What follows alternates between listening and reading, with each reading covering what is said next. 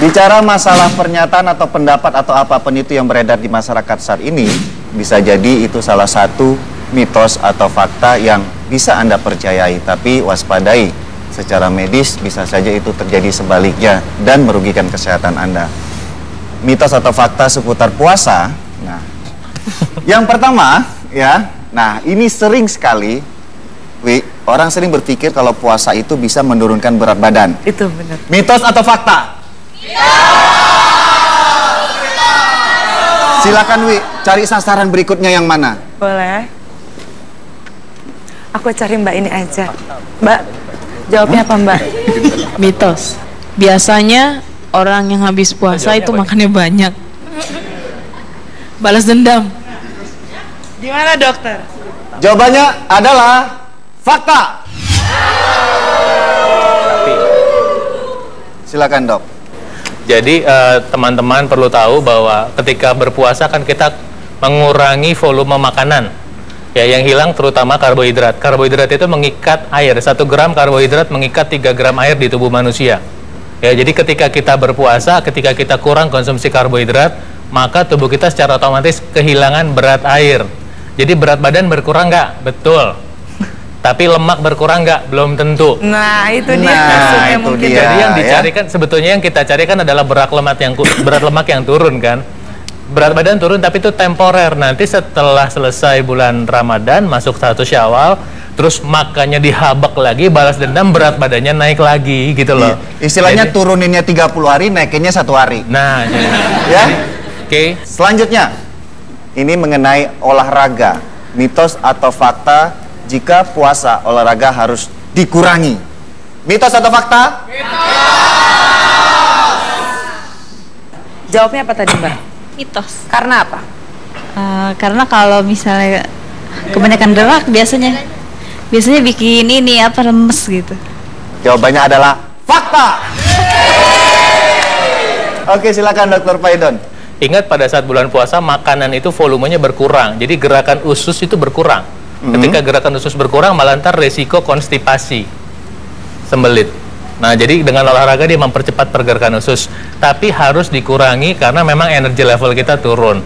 Tinggal nanti bagaimana caranya menyiasati sesuai dengan kebutuhannya. Misalnya kalau atlet itu pas sebelum buka puasa, udah mulai warming up, kemudian buka puasa, kemudian lanjut dengan latihan intinya pada saat setelah selesai berbuka puasa. Jam berapa berolahraga saat bulan puasa itu? Itu kembali pada individu masing-masing. Oke. Tapi timing yang sangat baik menurut saya dalam menjelang berbuka puasa, khususnya bagi teman-teman yang memang pengen fat loss ya, pengen fat loss not weight loss. Jadi pengen ngurangin lemak badan karena pada saat seharian udah berpuasa, gula darah sangat rendah. Bila kita pakai untuk olahraga itu, tubuh akan dipaksa menggunakan lemak sebagai sumber energi. Begitu. Jadi itu ceritanya. Kalau jenis olahraganya dok, treadmill masih boleh ya? Treadmill oke. Angkat beban? Intinya aerobik. Nah, kalau mau latihan beban saya sarankan setelah berbuka puasa. Oke, yang berat Diisi dengan karbohidrat dulu. Misalnya makanya pas buka puasa tadi kita bisa pakai kurma atau air kelapa tanpa gula. Oke. Ya. Kemudian pisang. Jadi ketika ada pisang kita olahraga dengan latihan beban itu tenaga kita cepat naik gitu. Oke, siap. Selanjutnya, pernyataannya adalah ibu menyusui tidak boleh puasa. Mitos atau fakta? Gimana Ibu? Jawabnya apa? Fakta. Fakta karena? Karena memang saya waktu itu puasa sambil menyusui. Oh, jadi tidak mengurangi ASI-nya ya? Fakta dokter katanya. Jawabannya adalah fakta. Silakan Dr. Paidon. Ya. Pada dasarnya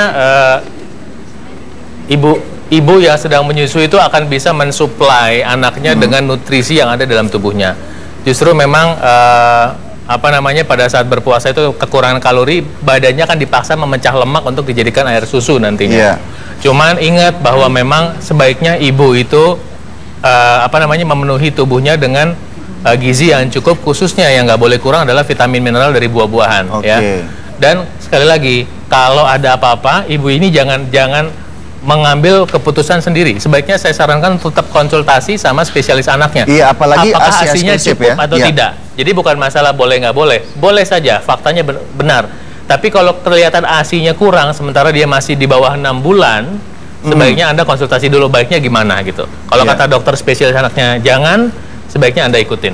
Itu tadi beberapa pernyataan yang sudah beredar di masyarakat kita yang kita luruskan secara medis, dan hati-hati mitos atau fakta yang beredar saat ini, teliti terlebih dahulu. Bagaimanapun kesehatan itu yang paling utama, terlebih lagi agar ibadah Anda tetap optimal selama bulan puasa. Tetap di Dr. Os Indonesia. Semaksimalnya saja, jangan Tetap bugar di bulan puasa dengan olahraga. Saya juga bisa. Masuk kakak.